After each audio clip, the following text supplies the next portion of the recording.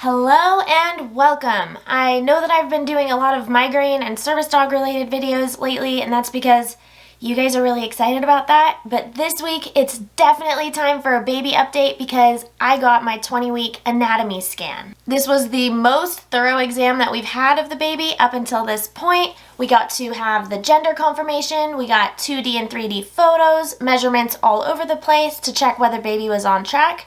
So today, all of that, and of course I'm going to tell you the gender. Let's go.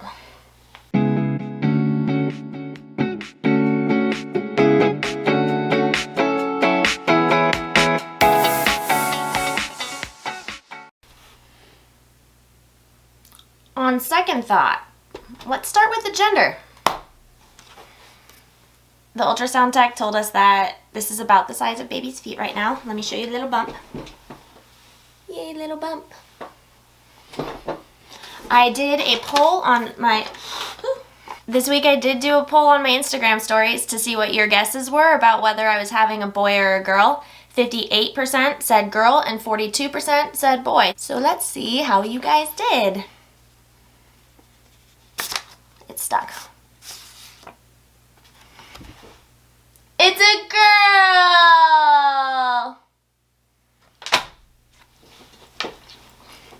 I would have been excited either way. Let's be honest. I'm so excited. A couple of people did ask me at the very beginning of the pregnancy, are you hoping for a boy or are you hoping for a girl? Or do you not really care? And I'm gonna be honest, I was a little bit hoping for a boy. I know that's weird, but I love my husband. He was a rambunctious little kid, and I was just excited by the fact that there would be a little mini him running around wearing dinosaur PJs and whatever else little boys tend to do. Obviously girls can wear dinosaur PJs too. I did that stuff all the time, but let's not get into that. I have opened up to you guys a little bit before about the fact that we did miscarry our first pregnancy, so this is our rainbow baby. And after that happened, I decided that for this pregnancy, I did want to do an early gender DNA test. I went through Sneak Peek, and the reason I wanted to do that was so that throughout the pregnancy, I could be calling the baby by her or him because it felt a lot more personal than calling the baby them or they and not really having any idea in my head of any identifying characteristics of the child. And honestly, I feel like that did really help me with processing the loss and starting to feel really attached to this baby, even though I knew that there was a chance that early gender DNA tests could be off. And ultimately, I had to wait until this 20-week anatomy scan to see the private parts and actually make sure that she was actually a she. So I have known that she's a girl for many months now, but I didn't want to announce to you guys and have you guys all excited about a girl if she ended up just being a boy at the anatomy scan. If you get a girl result through Sneak Peek, odds are very small that the baby will end up being a boy. The risk of contamination is sort of the other way around, where boy results are a bit more likely to be wrong. So I did feel really confident. I did pick out a name and start kind of dreaming about girl things, but there was still that small little chance. So yes, we're having a little baby girl. We're gonna be having a daughter. Okay, so moving on to the anatomy scan. I'm not like an ultrasound tech or a doctor. I didn't memorize all this stuff, so I'm gonna have my computer here. I'm gonna be looking at my notes, not my notes. Wow, you just start talking on autopilot and nothing makes sense. I'm gonna be looking at the Healthline website because they have a really good breakdown of all the different things that they look at the anatomy scan and what those tests indicate for the health of your baby. And as I go through this list, I will let you guys know if there's anything notable that happened with our little girl, but just to be totally upfront, I don't want to do any teaser crap or make you guys wait. There was nothing abnormal found for our little girl, but there were a couple of things that we noted and a couple of family history things that we were curious about or a little bit more concerned about, so I'll go over those as I get through this list. Oh, just so you know, a couple of office updates. This is exciting. Obviously I have my shelf, but my plan, and like my plan this whole time, is I'm gonna push my shelf over so that I can put a picture up here. I might do a plant or some kind of cabinet so I can store my stuff. I just have stuff all over my desk right now because I don't have any storage in here, so I might do that. I'm getting a picture up here. I'm really excited to tell you guys about the picture. I don't know how much to tell you about it, but it is migraine related. It's like a shout out to migraines, and also this is gonna be a really bad shot really quickly, but my husband put up blinds for me in my office. So now my windows have these nice blinds. Shades, cellular shades. So exciting! It's the little things, right? What used to be up there is styrofoam to block the light, so it's a really big upgrade for me. Okay, anatomy scan. So far I've been referring to this test as the 20-week anatomy scan because that's what my midwife calls it, but it's also called the level 2 ultrasound. I don't know if that's like a shout out to the fact that you're in the second trimester, or it's a level up from your confirmation ultrasound that you get in the first trimester. I'm not really sure, but it's generally done between 18 and 22 weeks.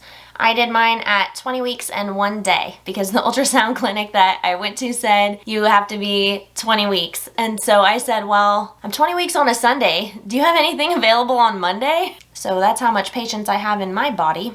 All right, the brain.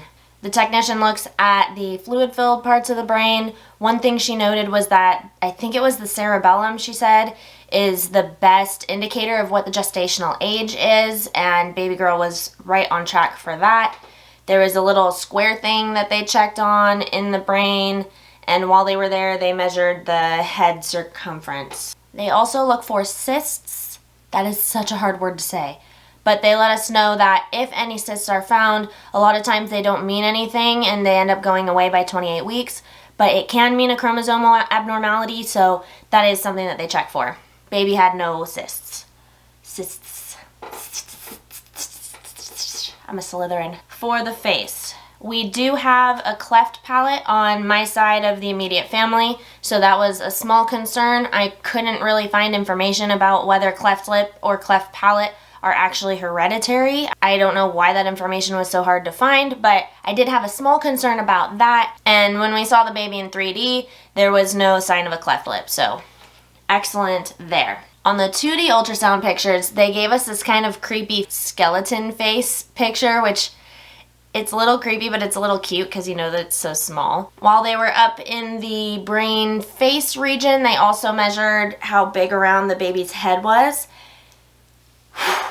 I was scared for this one because my husband's side of the family has some big-headed people, and I know that everybody says that about their in-laws. I don't mean it in the personality way, I mean it in the physical way. I was terrified that this would be a huge-headed baby. Thankfully, our girl is in something like the 62nd percentile for head size, so it is totally proportional to her body. She doesn't have a massive head.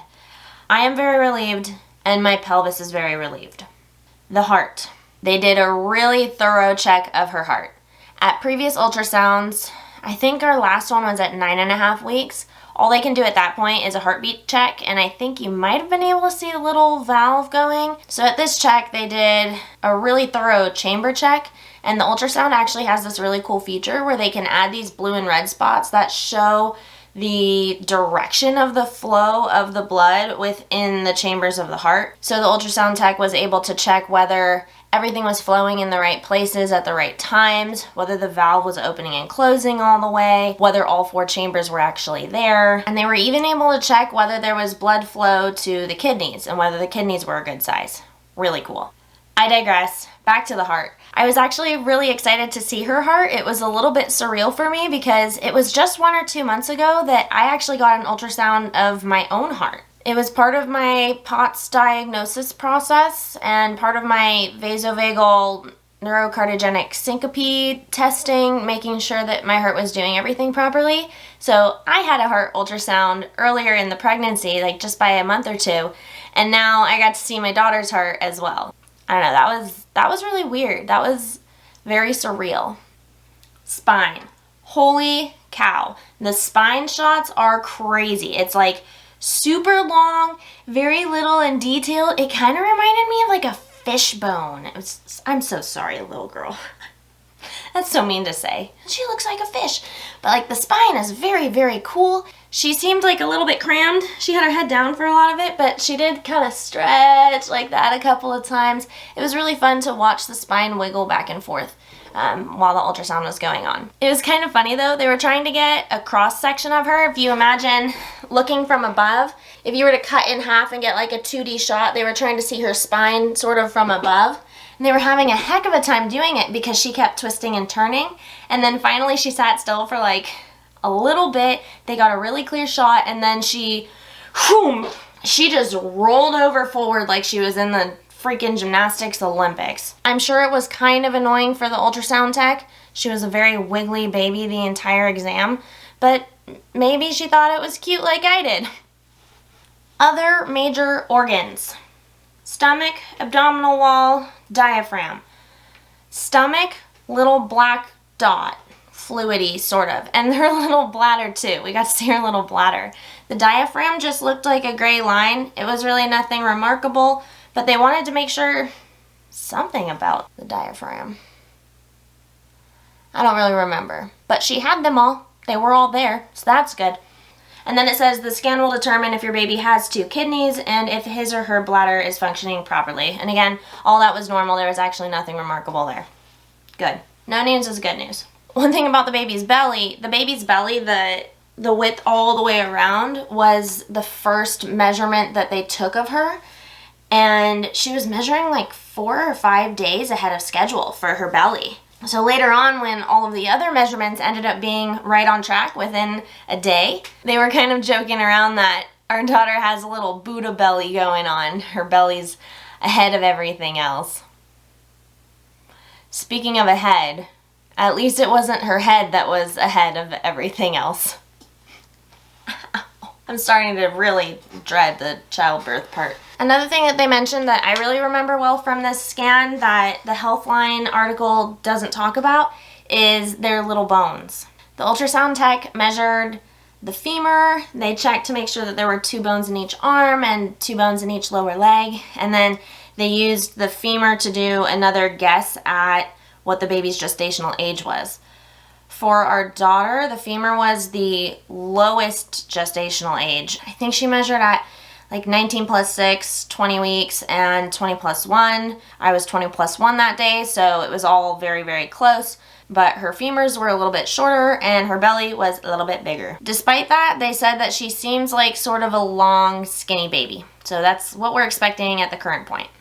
Now, I do think it's important to not take a day or 2 here and there too seriously. The measurements do seem really hard to get. There's a lot of variation that can happen, so they do each measurement 3 times. And depending on the angle that the baby's at, you can get a little bit of variation in what the measurements are. And that's why they take 3 measurements. So if the baby was perfectly horizontal or whatever and you take a picture, you're gonna get the length. But if it's tilted just a little bit, it might look like you're getting the full length, and you're actually not. So I think that makes it kind of difficult to get a super accurate reading, and I think that's why they don't take it seriously if there's a day or 2 in either direction. The ultrasound tech counted all of her little fingers. They couldn't count her toes, but they did check that she has feet. We even got a really great picture of her hand going, wah! And I think I'm gonna use that picture as the picture on my Instagram when I post that this video is live. I'm pretty sure. Because I think it's really cute that she's like, hi guys! You guys know this already, but they also do the gender check. They do that by looking up at the baby's little butt. And wow, I gotta say, little butt is so cute. You can see the little butt cheeks. You can see the little quad muscles. I had no idea that babies were this developed already at only 20 weeks gestation. I'm a little bit speechless about it, honestly. Just super cute. Everything was super cute. All right, moving on to mom's anatomy, because I think that's it for the baby. Other than, of course, that we went into 3D shots, which I'll show you later. It's a bad thing if your placenta covers your cervix at all, because that can interfere with birth or something. So they check where your placenta is. Mine is against my back, which is really great, partially because it's not in the way of anything, but also because it makes it so that it might be easier or earlier that Dad gets to feel the baby kicking from the outside, because there isn't that extra layer of padding. They made sure that the umbilical cord connected to the baby's belly button. It does. They also made sure that the umbilical cord on my end connected actually in the middle of the placenta, because it's a problem if it doesn't, and that looked really good too. And I do have a normal 3 artery/vein umbilical cord situation. There's a really cool picture of that too, actually, by the way, where you can see the spiral of the vein or artery going around the umbilical cord. Freaking blew my mind. It looks like DNA. And they also look at your amniotic fluid levels, because too much or too little can both be a problem. How they do that, I'm not really sure. I can tell you for sure that baby has plenty of room to move around, because she was showing us that. She was all over the place. She was rolling and flipping and being crazy. And that did make it really difficult to get a good 3D photo of her face. But when the technician said, okay, let's go to 3D, I was not expecting it. We had no idea that there were 3D photos in this ultrasound. And the first couple of pictures that they got of her face, I almost cried. I almost cried. I could not believe how cute she is. I felt this overwhelming sense of pride that I made this thing.